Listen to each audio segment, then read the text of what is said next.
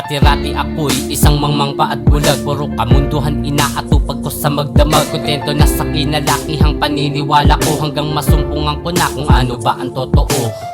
Nalaman ko ang mga tamang direksyon nung napanood ang mga ngaral sa may telebisyon, na tinuturo ang kahalagahan ng relihiyon. The most sensible na preacher si Brother Elion. Oh yes, walang iba, siya lamang ang nag-iisa. Sinasabi niya agad hindi ka pa nagbabasa. Kabisado ang mga talatang nasa Biblia, nasusulat ang mga lumalabas sa bibig niya. Siya ang lingkod ng Diyos na dapat pakinggan, sapagkat lahat ng tinuturo niya may batayan. Kung ang totoo ang hinahanap, eto paraan. Magsuri, panoorin ng programang Ang Dating Daan.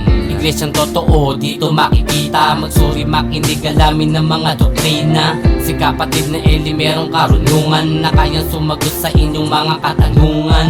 Iglesyang totoo, dito makikita. Magsuri, makinig, alamin ng mga doktrina. Si kapatid na Eli merong karunungan, na kayang sumagot sa inyong mga katanungan. Kay kapatid na Eli, wala kang masasabi. Wala pang nakatalo sa kanya kapag debate. Iba ay natatakot na umaayaw sa hamon, gumagawa ng dahilan na di sila sang-ayon. Sa ganito pinagbabawal daw ang pagtatalo, kaya isipin nyo kung gaano ba sila kabobo. Kasi ang totoo baka malaman ng mga tao, ang mga panloloko pang gagadyo ng mga gago. Isa ang batayan ng Biblia, tanong kung bakit. Iba't ibang paniniwala, wag kang magagalit. Di ba kailangan pag-usapan ng ito'y malaman, na dito lalabas kung ano ang katotohanan. Si Pablo, si Esteban at maging si Heso Kristo, nakikipagdebate, itanong mo kay Soriano, para hindi ka malitong malaman mo ang tunay. Sasagutin ka niya sa Biblia, siya bumabatay.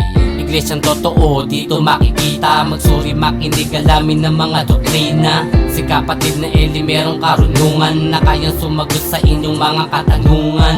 Iglesyang totoo, dito makikita. Magsuri, makinig, alamin ng mga doktrina. Si kapatid na Eli merong karunungan, na kayang sumagot sa inyong mga katanungan. Si Ingkong, na tunay na mga ngaral ng Diyos, na inakalad ng iba ay sinungaling at bastos. Dahil di nila matanggap sa sarili ang mali, kaya paratang sa kanya ganun na lamang kadali. Hindi nakikinig kaya di naunawaan, iba'y nagpautos sa mga pastor nilang bulaan. Sinisiraan at galit kay kapatid na Eli, mga maling impormasyon ang laging sinasabi. Kung iisipin mo sino ang manloloko, sino ba ang sa Diyos, sino bang nasa demonyo. Makinig ka, suriin mo lahat ng sekta, malalaman mo di ko man sabihin ng direkta. Ang batayan natin ni Biblia, kailangan ng mga utos, huwag mo dagdagan, huwag mo bawasan. Naway mamula tayo sa katotohanan, hanapin ng mabuti na daang patutunguhan.